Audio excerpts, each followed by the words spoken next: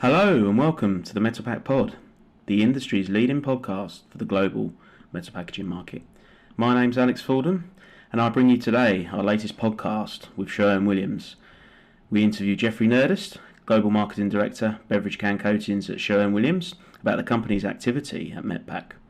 During Metpack 2023, the company will enthusiastically introduce a wide range of new products and services for the packaging coatings customers. This includes announcing that its ValPure NBPA epoxy coating technology will soon become available in the European marketplace during the second half of 2023. We hope you enjoy this mini podcast episode.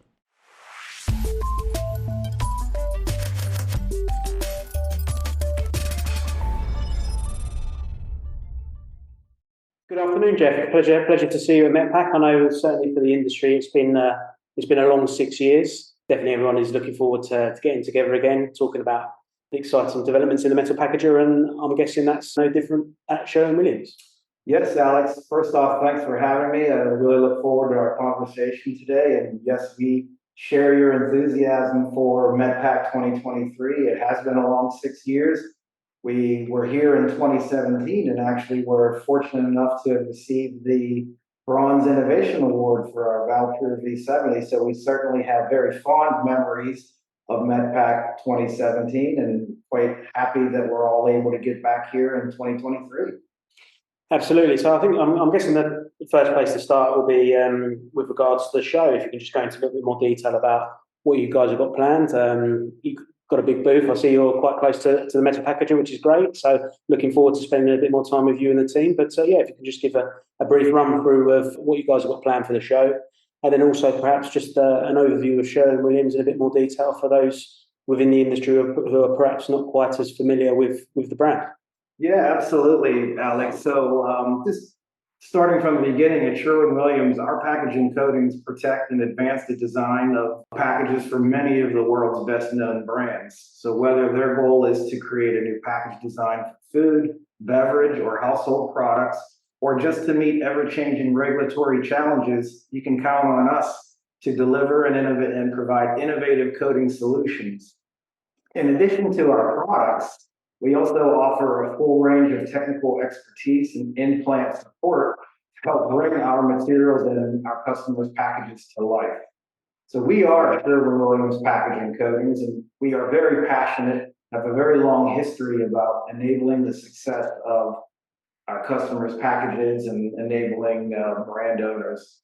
So I ask everybody to visit us at booth 1B26. Here you can learn much more about our complete line of products and services. These will certainly help you meet technical challenges, regulatory requirements, and also sustainability goals of today and for the future.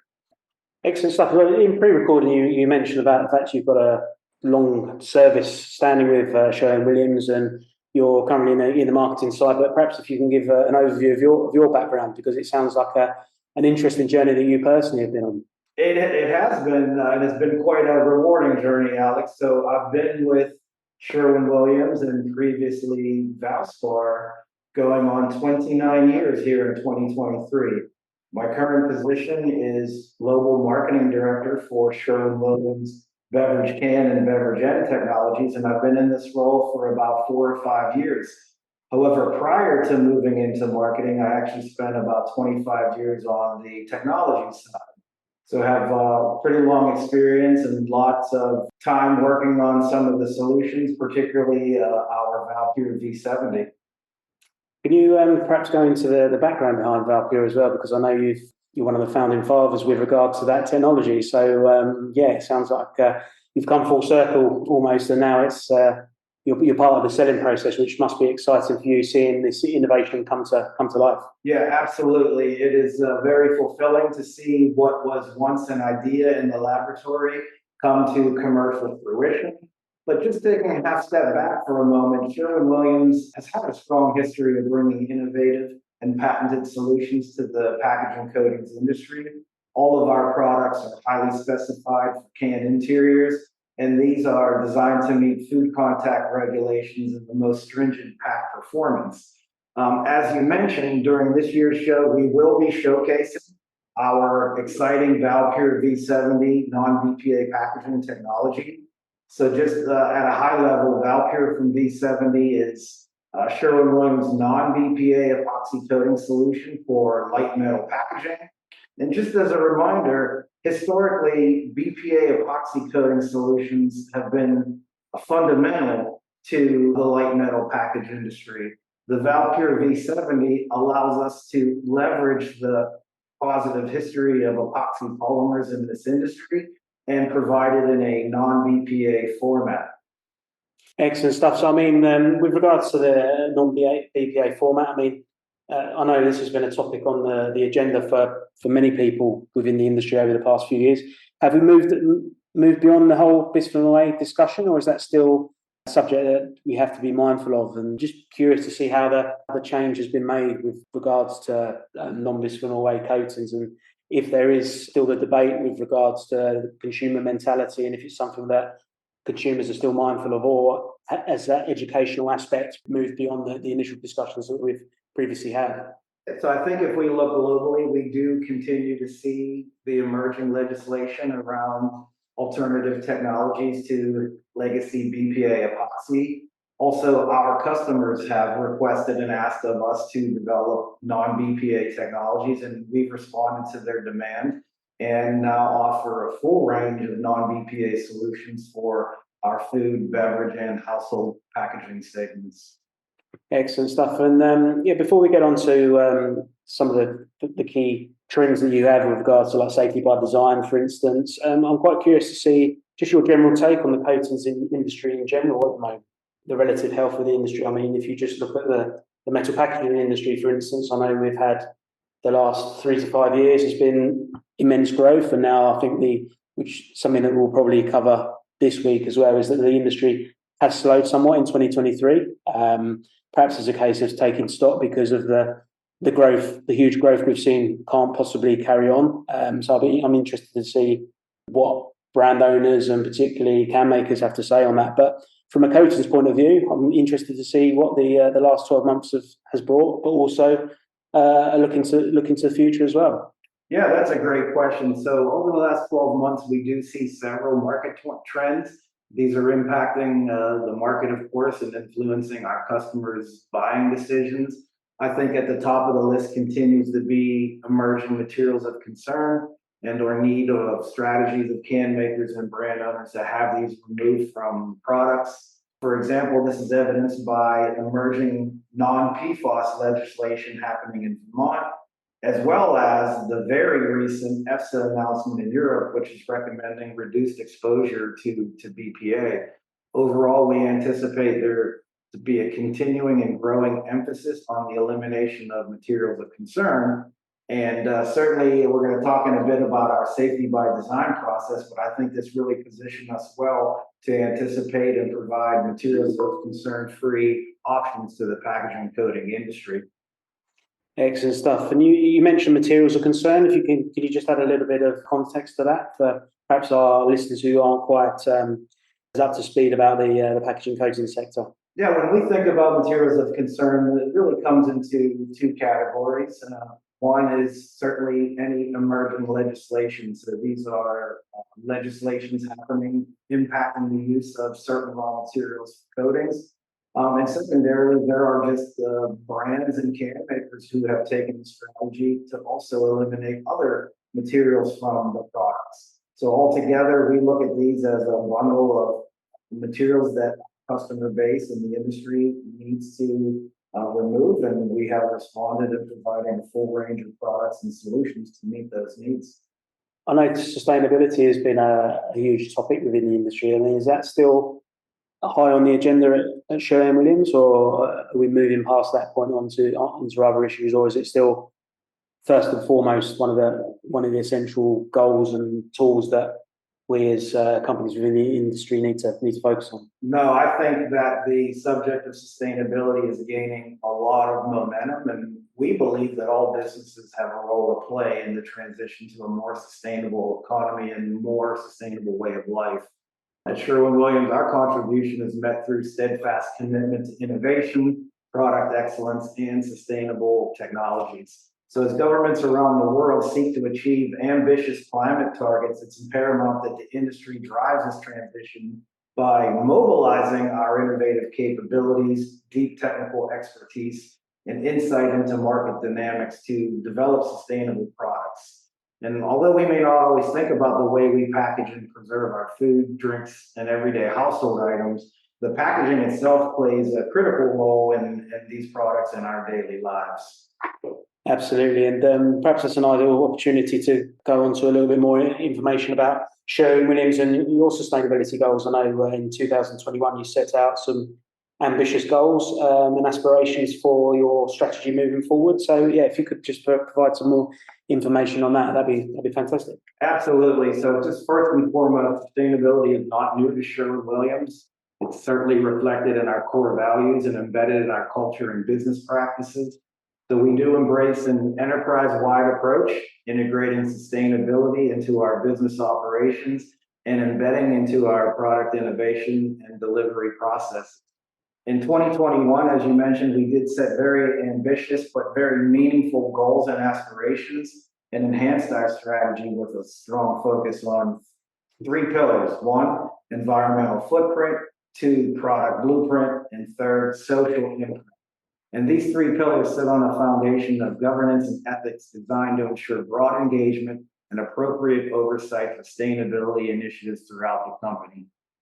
Excellent stuff. And this is a question I've been asking a few guys recently on our podcast series. I mean, it's been certainly an interesting time where we've had issues such as in the UK, for instance, we've had Brexit, we've obviously had the war in Ukraine. We've had COVID, for instance. We kind of forget about COVID, and that was only a couple of years ago. So we've had lots thrown at us. I mean, has that been a challenge moving forward for Sherwin-Williams with regards to supply chain issues and increasing costs? I mean, have you had to pass those costs on to the consumer? I'm just interested to see how you guys have fared in the last couple of years, and has there been a challenge as a result? Yeah, I think the stimuli that you mentioned have been real challenges for all parts of the industry. So I feel pretty confident saying that nearly everyone has been impacted by the issues that you mentioned.